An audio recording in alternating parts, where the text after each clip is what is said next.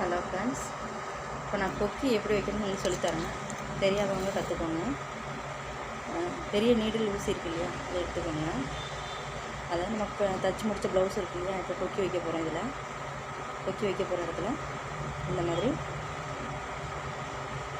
Finish பண்ணிக்கோங்க.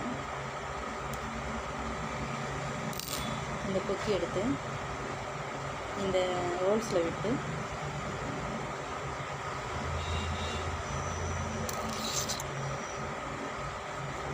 அப்படியே மாற்றி எடுத்துக்கணும். இப்போ விட்டு எடுத்துட்டேன்னா இதே மாதிரி மற்ற கொக்கிகளையும் நீங்கள் மாற்றி போட்டு எடுத்துக்கலாம்.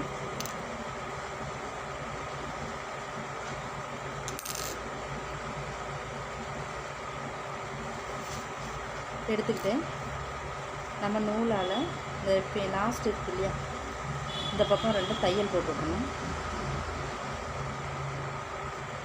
கை தையல் போட்டு விட்டுட்டா நம்ம ஈஸியாக இந்த கொக்கியை தச்சு முடிச்சிடலாம்.